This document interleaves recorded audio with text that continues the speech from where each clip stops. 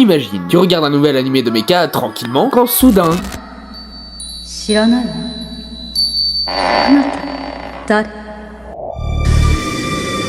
Oh putain de merde! Bon, Neon Genesis Evangelion est un animé sorti en 1995 au Japon, écrit et réalisé par Hideaki Anno, et a marqué l'histoire de l'animation japonaise. Mais... pourquoi?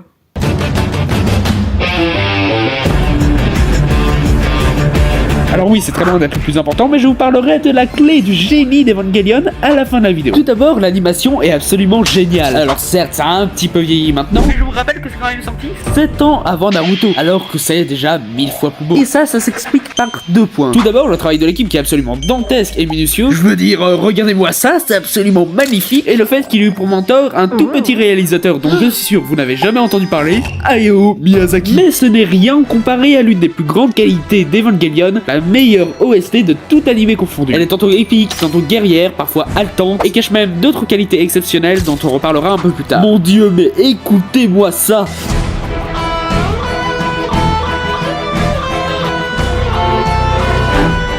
Et puis le concept est juste génial. Alors oui, des adolescents qui combattent des gros monstres dans des robots, ça peut faire très réchauffé. Mais Evangelion apporte une nouveauté qui va marquer l'histoire de l'industrie japonaise à tout jamais. Les adolescents ayant besoin d'une connexion mentale avec le robot pour pouvoir le contrôler, ressentent alors tous les coups qui lui sont portés. Le robot se fait frapper, il ressent le coup. Il se fait arracher un bras, il ressent le coup. Et ça nous implique bien plus émotionnellement dans l'histoire, car on a de la peine pour ces personnages qui peuvent réellement souffrir, voire même avoir un choc mental à cause des douleurs qu'ils endurent. Et spoiler alerte, rendez-vous à ce timecode. Vous vous souvenez de cette scène dans The End of Evangelion? Imaginez à quel point Asuka a dû souffrir lorsque son Eva s'est fait déchiqueter. Comment ne pas avoir de la peine pour elle lorsqu'on la voit subir une mort aussi atroce? On a également des personnages hauts en couleur avec énormément ou trop peu de personnalité, ce qui nous fait une parfaite transition pour les romances. Alors oui, on découvrira qu'elles sont toutes atroces, mais je vous rappelle que pour cette partie, on se concentre uniquement sur les éléments en façade. Kaworu, Asuka, Rei, Kaworu, Misato, Kaworu, que des histoires qui ont marqué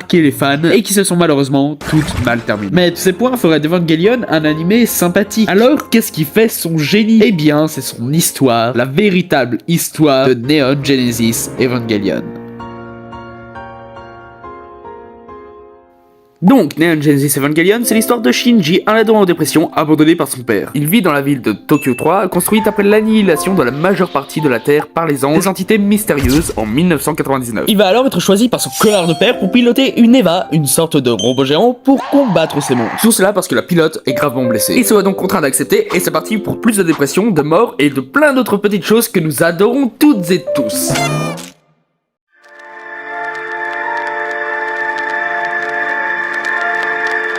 Evangelion sera parsemé de mystères tout au long de son intrigue. Quelle est l'origine des Eva? Monstres ou robots? À moins que ce ne soit autre chose. Même simplement le personnage de Rei en lui-même. Elle est très en retrait au début, mais plus Shinji se rapproche d'elle, plus on se rend compte que quelque chose cloche. Elle semble vraiment vide. Genre dans cette scène que je ne peux pas vous montrer sans me faire censurer, Rei n'a quasiment aucune réaction. Même quel est le plan de la Nerve? Quelle est l'origine des anges? Quel est leur but? Ont-ils une conscience ou sont-ils uniquement des monstres sans âme? Pourquoi Asuka est-elle si chiante? Cela permet d'instaurer une tension vraiment palpable tout au long de l'œuvre, et nous permettre, une fois dévoilé, de nous rendre compte de l'horreur de ce monde. À l'époque de la création de la série, Hideaki Anno traversait pour une énième fois une crise terrible. Les idées noires ont même commencé à lui monter à la tête. Pour lui, la vie n'avait plus aucun sens, et les êtres humains étaient des êtres abominables qui mériteraient de disparaître. Et c'est dans cet état d'esprit qu'il créa l'un des plus grands animés de l'histoire. Et encore, vous n'avez pas vu le pire, car les choses vont malheureusement continuer de s'empirer. Mais pour l'instant, concentrons-nous plutôt sur Shinji. C'est peut-être le héros d'animé le plus détesté de l'histoire de la Japanimation. Et à juste titre. Il est faible, se plaint tout le temps, laisse la vie lui passer dessus sans jamais prendre aucune décision, et c'est un gros père. Par exemple, il y a cette scène dégueulasse que je n'ai absolument pas envie de vous décrire, car je ne veux pas du tout vomir. Mais pour faire ça, il se Shinji l'astico sur Asuka, alors dans le coma. J'adore les animés. Mais tout ça n'est pas un défaut d'écriture, c'est absolument voulu. Il est censé être détestable, car il représente tout ce qu'il y a de pire chez le spectateur. Comme beaucoup trop de gens, il n'a aucune réelle ambition, se laisse guider par le chemin que la société a choisi pour lui, et c'est un pervers sexuellement frustré. Shinji représente l'échec de l'humanité. N'oublions pas que c'est un ado qu'on envoie à la guerre.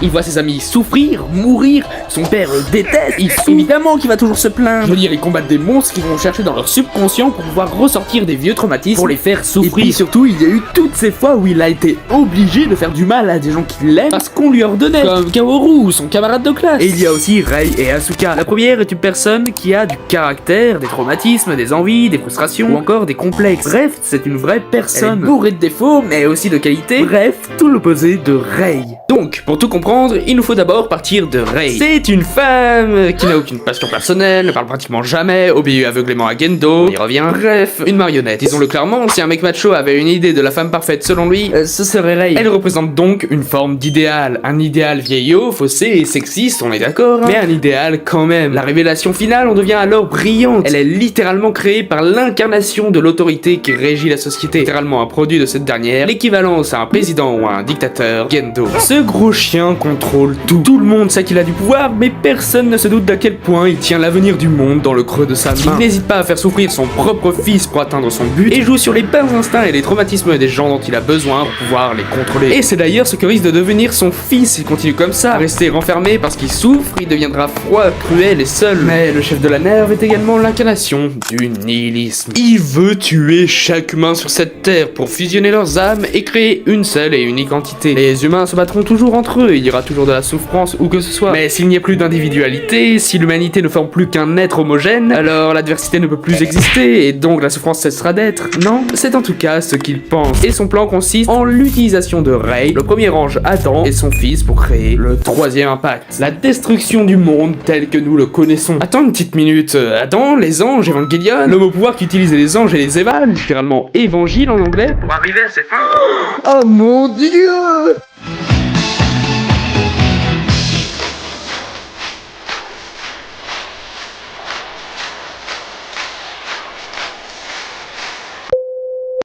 Bref, quels autres indices avons-nous? Eh bien, tout d'abord, nous avons le personnage de Misato, mentor pour Shinji et travaillant pour la Nerve, mais cherchant également à déceler tout ce qu'il leur cache. Et elle rentre en opposition avec Ritsuko, entièrement au service de Gendo. Mais tout ça n'est rien comparé à l'un des personnages les plus importants de l'œuvre. Je vous présente le seul, l'unique, le cultissime Kaworu. Il est la représentation du désir refoulé. Shinji est très clairement attiré par lui, mais il n'arrive pas à l'accepter et à déclarer sa flamme. Pourtant, Kaworu a de nombreuses fois essayé de se rapprocher de ce dernier. Ils se comprennent, ils semblent faits pour être ensemble, mais rien n'y fait. Mais on voit dans les autres épisodes qu'ils commencent à se rapprocher, alors peut-être que ça peut s'arranger. Mais malheureusement, non. Car il s'est avéré que Kaworu était un ange depuis le début. Gendo ordonne alors à Shinji de l'abattre. C'était la seule personne avec qui il pouvait se confier, et il va devoir le tuer. Et encore une fois, tout faisait partie du plan de Gendo. Il a manipulé les désirs de son fils pour que son plan se réalise. Le combat est acharné, et après un long moment d'hésitation, Shinji achève Kaworu.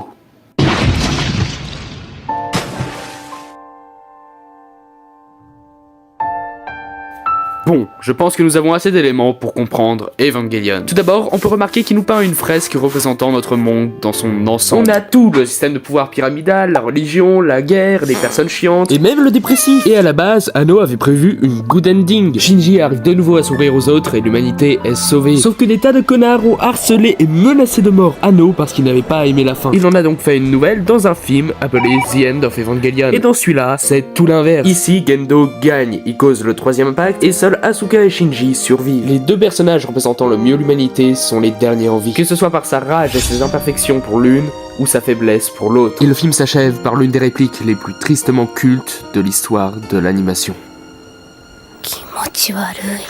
C'est pour ça qu'Evangelion a à ce point marqué l'histoire de l'animation japonaise. Ses concepts originaux, ses personnages marquants, cette musique sublime et cette animation dantesque. Mais surtout cette fin et ses messages importants. Dans la conclusion de The End of Evangelion, Shinji succombe à ses fantasmes. Il embrasse le fictif, quitte à détruire tout ce qu'il avait construit dans le réel. Voilà le vrai message d'Evangelion. Même si la vie est dure, ne restez pas enfermé dans le fictionnel. Mais reconnectez-vous à votre vie réelle, car sinon, c'est votre monde entier qui va s'écrouler.